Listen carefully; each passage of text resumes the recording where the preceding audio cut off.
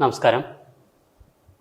Kottayam deputy excise commissioner Ashok Kumar S സാറാണ് ഇന്ന് നമ്മോടൊപ്പം അതിഥിയായി എത്തുന്നത്. നമസ്കാരം സാർ. നമസ്കാരം. നമുക്ക് ഇപ്പോൾ പുതിയ അധ്യയന വർഷമാണ്. കൗമാരക്കാർ, അതോടൊപ്പം തന്നെ പ്രായപൂർത്തിയാകാത്തവരുൾപ്പെടെ ഇപ്പോൾ ലഹരിക്ക് അടിമപ്പെടുന്ന ഒരു സാഹചര്യമുണ്ട്. അപ്പോൾ അവർക്ക് കൊടുക്കാവുന്ന അവയർനെസ് അതുകൂടി നമുക്ക് തുടങ്ങാം. ഓക്കെ. അതായത് കൗമാരക്കാരെന്ന് മാത്രമല്ല, സമൂഹത്തിൻ്റെ നാനാമണ്ഡലങ്ങളിലുമുള്ള എല്ലാ ആൾക്കാരും, അത് പണ്ഡിതനെന്നോ പാമരനെന്നോ വിദ്യാർത്ഥിയെന്നോ അധ്യാപകനെന്നോ എംപ്ലോയി എന്നോ ഒരു വ്യത്യാസമില്ലാതെ സമസ്ത മേഖലകളിലും ലഹരിയുടെ ഒരു കരാളഹസ്തങ്ങൾ വ്യാപിച്ചുകൊണ്ടിരിക്കുന്ന ഒരു രീതിയായിട്ടാണ് നമ്മൾ ഇപ്പോൾ കണ്ടുവരുന്നത്. അപ്പോൾ നമുക്ക് ആദ്യം കുട്ടികളിൽ നിന്ന് തന്നെ തുടങ്ങാം. കുട്ടികൾ, കാരണം സ്കൂൾ, അപ്പോൾ അവരൊക്കെ ശ്രദ്ധിക്കേണ്ട കാര്യങ്ങൾ. അതെ, സ്കൂൾ കുട്ടികളെ സംബന്ധിച്ച് നമ്മൾ പറയുകയാണെന്നുണ്ടെങ്കിൽ ഇവിടുത്തെ ബഹുഭൂരിപക്ഷം കുട്ടികളും നല്ല കുട്ടികളാണ്. വളരെ കുറച്ച് കുട്ടികൾ നമ്മൾ മൊത്തത്തിൽ പറയുമ്പോൾ 1% താഴെയുള്ള കുട്ടികൾ മാത്രമാണ് ലഹരിയിലേക്ക് ഒന്ന് പോകുന്നതായി നമ്മുടെ ശ്രദ്ധയിലുള്ളത്. പക്ഷെ ആ ഒരു കുട്ടിയെപ്പോലും നമ്മൾ അങ്ങനെ ഒരു ലഹരിയുടെ മേഖലയിലേക്ക് പോകാൻ പാടുള്ളതല്ല. കുട്ടികൾ ലഹരിയിലേക്ക് എത്തുന്നതിന് പല പല കാരണങ്ങളുണ്ട്. നമ്മുടെ അനുഭവത്തിൽ അല്ലെന്നുണ്ടെങ്കിൽ ഇതുവരെയുള്ള പരിചയത്തിൽ നമ്മൾ നോക്കുകയാണെന്നുണ്ടെങ്കിൽ പല കേസുകളും നമ്മൾ കണ്ടെത്തുമ്പോൾ, കുട്ടികളുമായി ബന്ധപ്പെട്ട കേസുകൾ നമ്മൾ കണ്ടെത്തുമ്പോൾ പലപ്പോഴും അത് വീട്ടകങ്ങളിൽ നിന്ന് തന്നെയാണ് തുടങ്ങുന്നത്. ഇതുമായി ബന്ധപ്പെട്ടിട്ടുള്ള ആ വീടുകളിലുള്ള ലഹരിയുടെ ഉപയോഗം ഇതൊരു പ്രധാന കാരണമായി മാറുന്നുണ്ട്. ഒരുപക്ഷെ രക്ഷകർത്താക്കളോ അല്ലെന്നുണ്ടെങ്കിൽ അവരുടെ വീട്ടിൽ ഉപയോഗിക്കുന്ന വേറെ ഏതെങ്കിലും തരത്തിലുള്ള ലഹരി ആയിരിക്കും, കള്ളോ അതേപോലുള്ള ലഹരി ആയിരിക്കും. പക്ഷേ കുട്ടികളിലേക്ക് അത് വരുമ്പോൾ ഇത് അവിടെ നിന്നൊരു പ്രേരണയാവുകയും അത് വേറൊരു തരത്തിലേക്ക് മാറാനുള്ളൊരു സാധ്യതയുണ്ട്. പിന്നെ രണ്ടാമത് ഈ കുട്ടികൾ എത്തുന്നതിനുള്ള ഒരു റീസണായി നമുക്ക് പലപ്പോഴും തോന്നിയിട്ടുള്ളതെന്ന് വെച്ച് കഴിഞ്ഞാൽ ഒരു മെൻ്റൽ ഹെൽത്താണ്. കുട്ടികളുടെ ഒരു മെൻ്റൽ ഹെൽത്തിലുണ്ടാകുന്ന ചില കുട്ടികൾക്ക് ഏകാന്തത, ഡിപ്രഷൻ, അങ്ങനെയുള്ള കുട്ടികൾ ഈ ഒരു മേഖലയിലേക്ക് എത്തപ്പെടുന്നുണ്ട്. പിന്നെ ഒരു പിയർ ഗ്രൂപ്പ് എഫക്റ്റിൻ്റെ, അതായത് കൂട്ടുകാരുടെ സ്വാധീനം കൊണ്ട് ലഹരിയിലേക്ക് എത്തപ്പെടുന്ന കുറേയധികം കേസുകൾ നമ്മുടെ ശ്രദ്ധയിൽപ്പെട്ടിട്ടുണ്ട്. അതുപോലെ തന്നെ ഹിസ്റ്ററി, നമ്മൾ നേരത്തെ പറഞ്ഞിട്ട് അവരുടെ ഹിസ്റ്ററി, പിന്നെ അവരുടെ ഏതെങ്കിലും അബ്യൂസീവ് ആയിട്ടുള്ള ചൈൽഡ്ഹുഡ്, കുട്ടിക്കാലത്തുണ്ടായ ചില ദുരനുഭവങ്ങൾ, ഈ മറ്റുള്ളവരെ ശ്രദ്ധിക്കാതിരിക്കുക, അന്നേരം അവരുടെ ശ്രദ്ധയിലേക്ക് എത്തപ്പെടാൻ വേണ്ടി ഉള്ളൊരു രീതി. ഇതിലൊക്കെ ഉപരിയായിട്ട് സോഷ്യൽ മീഡിയ, അതുപോലെ തന്നെ സിനിമയുടെയൊക്കെ ചില സിനിമകളിലുള്ള ചില ഇൻഫ്ലുവൻസ്, അതൊക്കെ കുട്ടികളെ സ്വാധീനിക്കുന്ന ഘടകങ്ങളാണ്, വിവിധ ഘടകങ്ങളാണ്. പിന്നെ രക്ഷകർത്താക്കൾ മിക്കവരും പറയുന്നത് എൻ്റെ കുട്ടി ഇങ്ങനെ ചെയ്യില്ല. ഇപ്പൊ ആരെങ്കിലും പറയണ ഈ കുട്ടി ലഹരി ഉപയോഗിക്കുന്നതായിട്ട് കണ്ടുവന്ന് അങ്ങനെ പറഞ്ഞു കഴിഞ്ഞാൽ അവർ പറയും എൻ്റെ കുട്ടി അങ്ങനെ ചെയ്യത്തില്ല. അതെ. അതായത് എല്ലാ രക്ഷകർത്താക്കൾക്കും ഉള്ളൊരു ധാരണ എന്ന് വെച്ചാൽ സ്വന്തം കുട്ടികൾ നല്ല കുട്ടികളാണ്, കുട്ടികളെല്ലാം തന്നെ നല്ല കുട്ടികളാണ്, അതിനകത്ത് സംശയമൊന്നുമില്ല. പക്ഷേ ഒരു വിഭാഗം കുട്ടികളിൽ ഇതിൻ്റെ ഒരു ലഹരിയുടെ ഒരു സ്വാധീനം വരുന്നുണ്ട്. അത് നമ്മൾ ഈ കരുതുന്ന ഭീകരമായിട്ടുള്ള ലഹരിയല്ല, പലപ്പോഴും കുട്ടികളിൽ നമ്മൾ കണ്ടുവരുന്നത് വെച്ചാൽ പുകയില ഉൽപ്പന്നങ്ങളുടെ ഒരു സ്വാധീനമാണ്. കുട്ടികൾ ഒരു ഗേറ്റ് വേ ആയിട്ട് പുകയില ഉൽപ്പന്നങ്ങളിലൂടെയാണ് ഈ ഒരു മേഖലയിലേക്ക് എത്തുന്നതും പിന്നീട് മറ്റുള്ള ലഹരിയിലേക്ക് കടന്നു പോവുകയും ചെയ്യുന്നതാണ് നമ്മൾ കണ്ടുവരുന്നത്. ഈ അധ്യാപകർക്കും അത് പ്രത്യേകിച്ച് പങ്കുണ്ടല്ലോ. അധ്യാപകരും തീർച്ചയായിട്ടും. കാരണം എന്ന് വെച്ചാൽ ഇപ്പൊ എല്ലാ കുട്ടികളുടെയും വീടുകളിലെ സാഹചര്യം ഒരേ രീതിയിലായിരിക്കത്തില്ല. അവർ വളർന്നു വരുന്ന സാഹചര്യം ഒരേപോലെ ആയിരിക്കത്തില്ല. അവരുടെ രക്ഷകർത്താക്കളും ഒരേപോലെ ആയിരിക്കത്തില്ല. പിന്നെ ഈ കുട്ടികളെ മോൾഡ് ചെയ്യുന്നതെന്ന് വെച്ച് കഴിഞ്ഞാൽ രക്ഷകർത്താക്കൾ കഴിഞ്ഞാൽ നെക്സ്റ്റ് അവരെ എന്തായി തീരണമെന്ന് തീരുമാനിക്കുന്നത് അവരുടെ അധ്യാപകരാണ്. അധ്യാപകരുടെ ഒരു സ്വാധീനം കാര്യമായിട്ടുള്ള രീതിയിൽ കുട്ടികളെ ഇതിൽ എത്താത്ത രീതിയിലേക്ക് ഡൈവേർട്ട് ചെയ്ത് ഒരുപാട് വിജയിച്ചിട്ടുണ്ട്, നല്ല രീതിയിൽ നടക്കുന്നുണ്ട്. ഒറ്റപ്പെട്ട ചില സംഭവങ്ങൾ മാത്രമേ നമ്മൾ ഈ പറയുന്ന രീതിയിൽ. ഇനി കൗമാരക്കാർക്ക് ഇതിൽ നിന്നൊരു മാറ്റം വരാനായിട്ട് സ്പോർട്സ് അതുപോലെ തന്നെയുള്ള മറ്റ് പല മേഖലകളിലേക്കും അവരെ വഴി തിരിച്ചു വിടുകയാണെങ്കിൽ. അതെ, അതിനെ ബേസ് ചെയ്തിട്ടുള്ള നിരവധി പരിപാടികൾ എക്സൈസ് ഇപ്പോൾ നിലവിൽ നടത്തുന്നുണ്ട്. അത് പറയുന്നതിന് മുമ്പ് നമ്മുടെ 1917 അലക്സാണ്ടർ ബ്രൂസ് എന്ന് പറഞ്ഞൊരു ശാസ്ത്രജ്ഞന്റെ ഒരു പരീക്ഷണമുണ്ട്, റാറ്റ് പാർക്ക് എക്സ്പീരിമെന്റ് എന്ന് പറഞ്ഞ് നമ്മൾ ഈ നെറ്റിലും മറ്റും അടിച്ചു നോക്കിയാൽ കാണാം. 1917 ആ റാറ്റ് പാർക്ക് എക്സ്പീരിമെന്റ് എന്ന് പറഞ്ഞു കഴിഞ്ഞാൽ അത് അദ്ദേഹം ചെയ്തിരിക്കുന്നതെന്ന് വെച്ച് കഴിഞ്ഞാൽ ഒരു എലിയിൽ നടത്തിയ പരീക്ഷണമാണ്. ഒരു എലിയെ ആദ്യം ഒരു കൂട്ടിലിട്ടു. എന്നിട്ട് 2 പാത്രങ്ങൾ, ഒരു പാത്രത്തിൽ ലഹരി കലർന്ന വെള്ളവും മറ്റൊരു പാത്രത്തിൽ സാധാ ജലവും വെച്ച് കുറച്ച് ദിവസങ്ങൾക്കകം ഈ പറഞ്ഞ എലി എന്ത് ചെയ്തു? പൂർണ്ണമായിട്ട് ഈ ലഹരിക്ക് അടിമപ്പെടുകയും അത് മരണപ്പെട്ടു പോവുകയും ചെയ്യുന്ന ഒരു അവസ്ഥയുണ്ടായി. അദ്ദേഹം 2ാം ഘട്ടമായി ചെയ്തതെന്ന് വെച്ച് കഴിഞ്ഞാൽ ഒരു റാറ്റ് പാർക്ക് സെറ്റ് ചെയ്തു. ഒരു റാറ്റ് പാർക്ക് സെറ്റ് ചെയ്തതിന് ശേഷം അതിനകത്ത് ഈ പറയുന്ന പോലെ ലഹരി കലർന്ന വെള്ളം ഒരു പാത്രത്തിലും വെച്ച് വേറെ പാത്രത്തിൽ അല്ലാതുള്ള സാധാ ജലവും വെച്ച് അതോടൊപ്പം തന്നെ ഈ എലിക്ക് കളിക്കാനായിട്ടുള്ള റാറ്റ് വീല്, അതേപോലുള്ള വിവിധ മോഡ്യൂള്, നിരവധി കൂട്ടുകാർ, അങ്ങനെ ഒരുപാട് സജ്ജീകരണങ്ങൾ അതിനകത്ത് ഉണ്ടായി. അതായത് എലിക്ക് സ്വതന്ത്രമായി സഞ്ചരിക്കാനും മറ്റുള്ള പരിപാടികളിൽ ഏർപ്പെടാനും ഉള്ള ഒരുപാട് സംവിധാനങ്ങൾ അതിനകത്തുണ്ടായി. അതിന്റെ ഫലം എന്ന് പറയുന്നത് ഈ ലഹരിയിലോട്ട് പോകുന്ന ഈ എലികളുടെ എണ്ണം ഇല്ലാതെയായി, അല്ലെങ്കിൽ കുറഞ്ഞു. ഇതുപോലെ തന്നെ ഇതേ സമാനമായിട്ടുള്ള ഒരു സിറ്റുവേഷനാണ് നമ്മുടെ കുട്ടികൾക്ക് അവരുടെ ഒരു അഡോളസന്റ് സ്റ്റേജ് എന്ന് പറയുന്നത് വളരെ വൈബ്രന്റ് ആയിട്ടുള്ള, വളരെ കഴിവുള്ളവർ. അന്നേരം അവർക്ക് ഈ എനർജി വിനിയോഗിക്കണം. ആ എനർജി വിനിയോഗിക്കുന്നതിനായിട്ട് അവരുടേതായിട്ടുള്ള രീതികളിലേക്ക് നമ്മൾ ഗൈഡൻസ് കൊടുക്കണം. കുട്ടികളെ നമ്മൾ വളർത്തേണ്ട കാര്യമില്ല, അവർ വളർന്നോളും. പക്ഷേ അതിന് പറ്റുന്ന രീതിയിലുള്ള ഒരു ഗൈഡൻസ്, ആ ഗൈഡൻസ് എന്ന് പറയുന്നത് സ്പോർട്സ് മേഖലയിലാകാം, വായനയാകാം, അതുപോലെ തന്നെ ഒരുപാട് കഴിവുള്ള കുട്ടികളാണ്. അവരുടെ വിവിധ തരത്തിലുള്ള കൾച്ചറൽ പ്രോഗ്രാം, സ്പോർട്സുകൾ, ഇതെല്ലാം കണ്ടെത്തി ആ ഒരു തലത്തിലേക്ക് തിരിച്ചു വിട്ടു കഴിഞ്ഞാൽ വളരെ നല്ലത്, അത് റിസൾട്ട് ഉണ്ടാവുന്നുണ്ട്. ആ ഒരു രീതിയിൽ നമ്മൾ എക്സസൈസും ഇത്തരത്തിലുള്ള വിവിധ സ്പോർട്സ് മേഖലയിലേക്കും കുട്ടികളെ വിവിധ വായനാ വട്ടങ്ങൾ നമ്മൾ സംഘടിപ്പിക്കുന്നു. അങ്ങനെയുള്ള വിവിധ പരിപാടികൾ ആസൂത്രണം ചെയ്യുന്നുണ്ട്. അത് അധ്യാപകരുടെയും ഒരു സഹായ കാര്യത്തിൽ. പിന്നെ രക്ഷിതാക്കളെ സംബന്ധിച്ചിടത്തോളം ഇപ്പോൾ തങ്ങളുടെ കുട്ടി ഇപ്പോൾ ഒരു ലഹരിക്ക് അടിമപ്പെട്ടു അല്ലെങ്കിൽ ലഹരി ഉപയോഗിക്കുന്നുണ്ടെന്ന് കണ്ടെത്തി കഴിഞ്ഞാൽ അത് പുറത്തു പറയാതിരിക്കുകയോ അല്ലെങ്കിൽ അത് ഒരു കാരണം വെച്ച് കഴിഞ്ഞാൽ എന്തെങ്കിലും കേസിലോ പ്രശ്നത്തിലോ പെട്ടുകഴിഞ്ഞാൽ പിന്നെ അവർക്കൊരു മോചനമില്ല എന്നുള്ളൊരു ധാരണയാണ്. അതെ.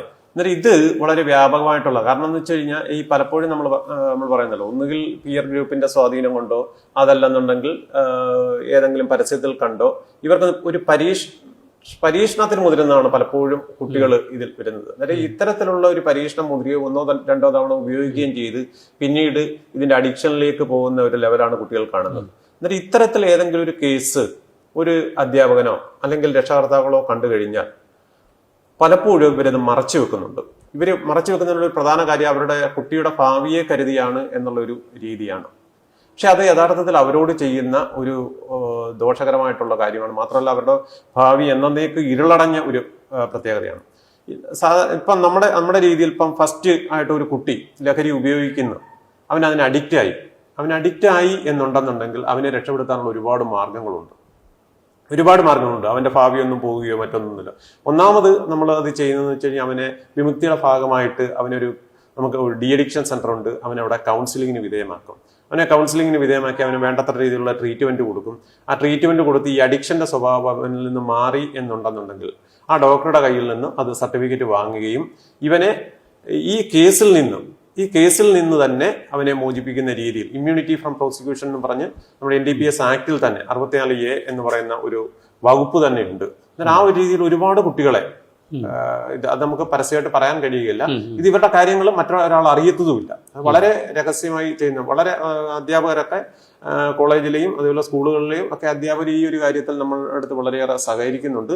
എന്നാൽ സഹകരിക്കാത്ത രീതിയിൽ സ്കൂളിന്റെ പേര് അല്ലെന്നുണ്ടെങ്കിൽ ആ കുട്ടിയുടെ പേര് മോശമാകും എന്നുള്ള രീതിയിലുള്ള സംഭവങ്ങളും ഒറ്റപ്പെട്ട ചില രീതിയിൽ നടക്കുന്നു. നമുക്ക് കുട്ടികളിൽ തന്നെ ബോധവൽക്കരണം അതൊക്കെ എങ്ങനെ നടന്നു പോകുന്നു? കുട്ടികൾ ഇപ്പൊ നമ്മുടെ ഇവിടെ കോട്ടയം ജില്ലയിൽ പറയുകയാണെങ്കിൽ നമുക്കിവിടെ 375 LP സ്കൂളുകളും ഏകദേശം 168 UP സ്കൂളുകൾ, 254 ഹൈസ്കൂളുകൾ, HSS വിഭാഗത്തിൽ 227, മറ്റുള്ളതെല്ലാം കൂടെ 25, അങ്ങനെ ഏകദേശം 1079 വിദ്യാഭ്യാസ സ്ഥാപനങ്ങളാണുള്ളത്.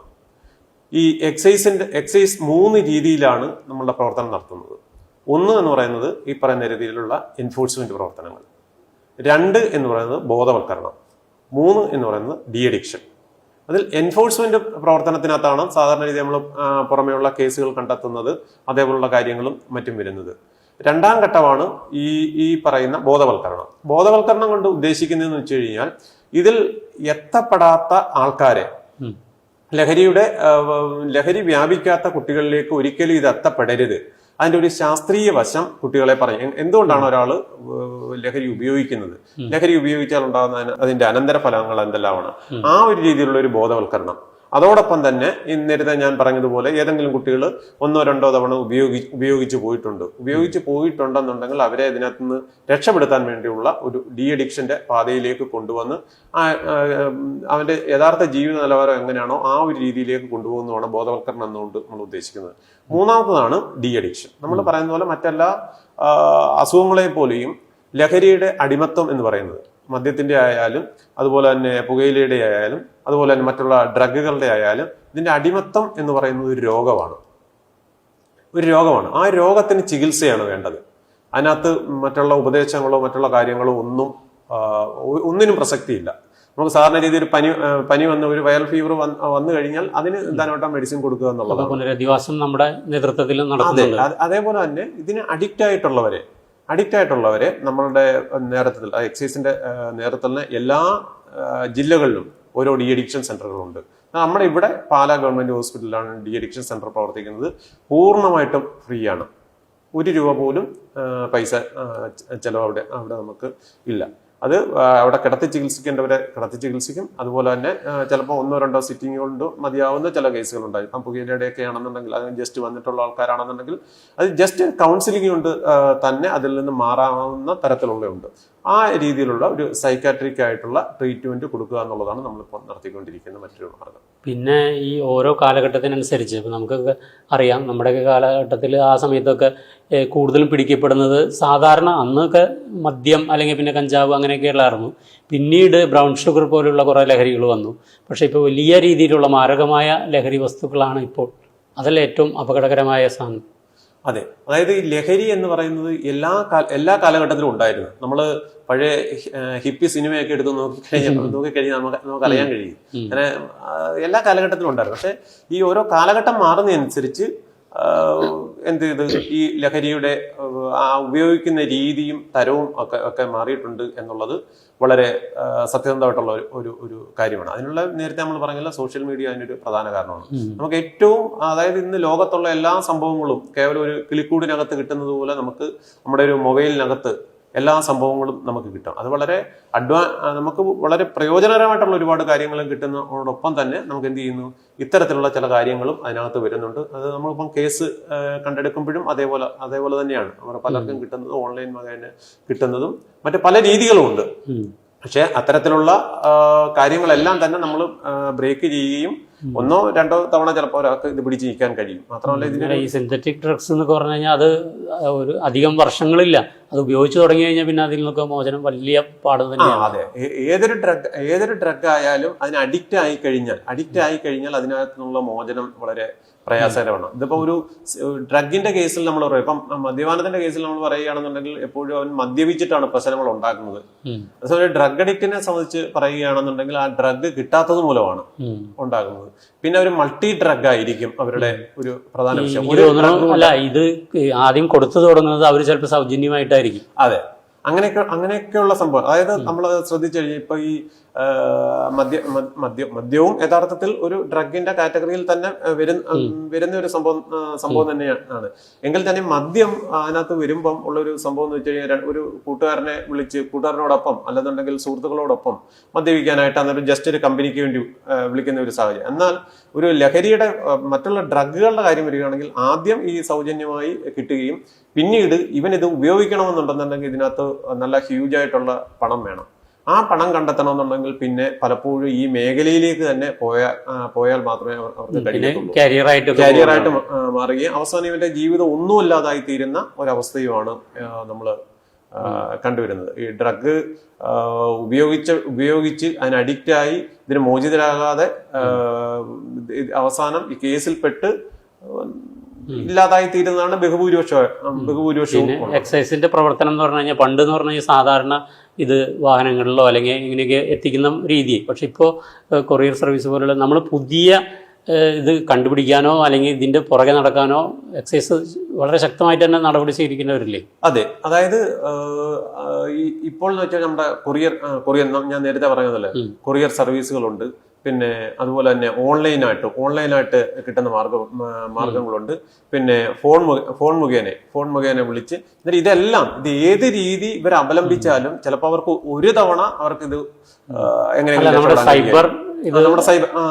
സൈബർ വിങ്ങികളൊക്കെ വളരെ സജീവമായിട്ട് തന്നെയുണ്ട്. ഏത് രീതി ഉപയോഗിച്ചാലും നമ്മൾ തൊട്ടടുത്ത ദിവസം തന്നെ നമ്മളത് കണ്ടെത്താനുള്ള മാർഗങ്ങൾ ഇപ്പം സജീവമായിട്ട് തന്നെ നമ്മുടെ അതോടൊപ്പം തന്നെ നമ്മുടെ ടോൾ ഫ്രീ നമ്പറുകളുണ്ട്. അതായത് ഇപ്പം എല്ലാ താലൂക്കിലും നമുക്കിവിടെ അഞ്ച് താലൂക്കാണല്ലോ, ഈ 5 താലൂക്കുകളിലും ഉള്ള ഫോൺ നമ്പറുകളുണ്ട്.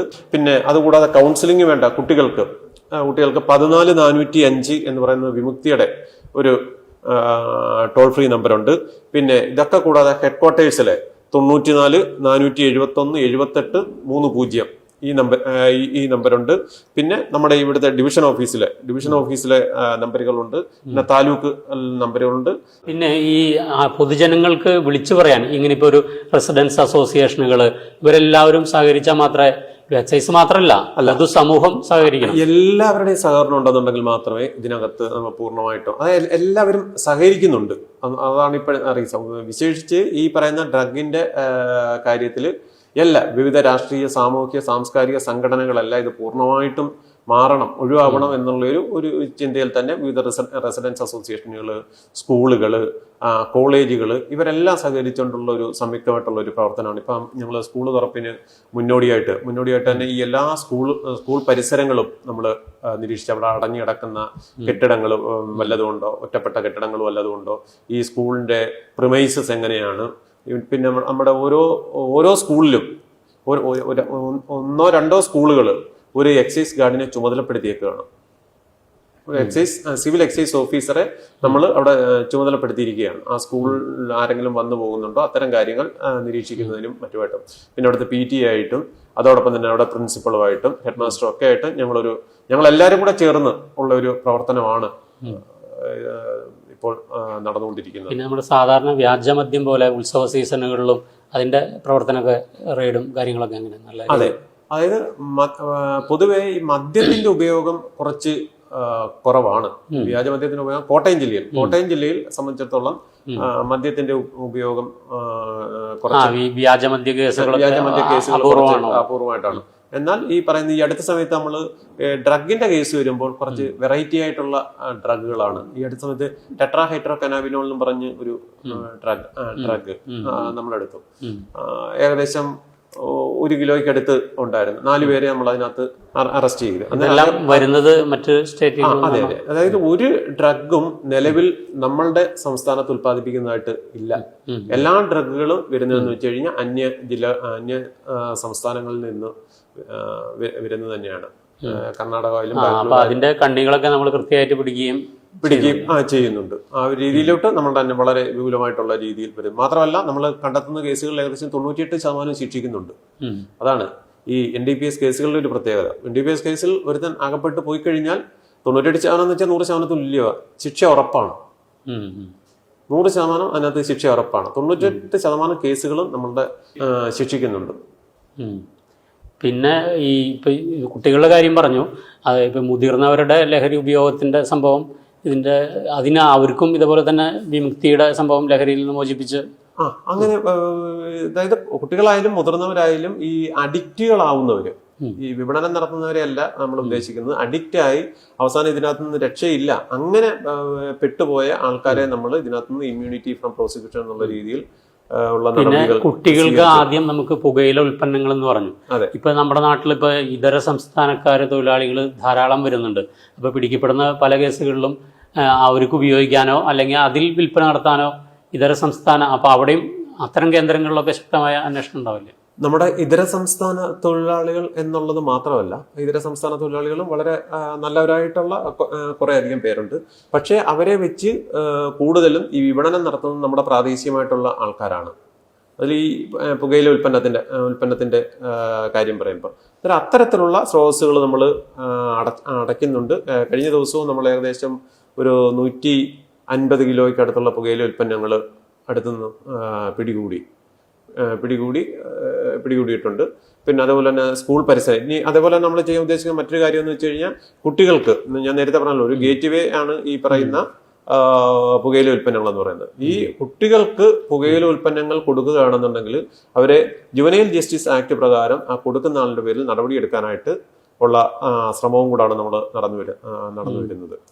പിന്നെ നമ്മൾ സാധാരണ പിന്നെ ഈ പുകയില ഉൽപ്പന്നം സ്കൂളിന്റെ പരിസരത്തിൽ ഏതെങ്കിലും കടകൾ വിൽക്കുകയാണെന്നുണ്ടെങ്കിൽ ആ സ്ഥാപനത്തിന്റെ ലൈസൻസ് കട്ട് ചെയ്യും. ഈ അടുത്ത സമയത്ത് പാലയിൽ ഒരു 120ഓളം കിലോ ഈ പറയുന്ന പാൻപരാഗം മറ്റും പിടികൂടി ആ സ്ഥാപനത്തിന്റെ ലൈസൻസ് റദ്ദ് ചെയ്തു.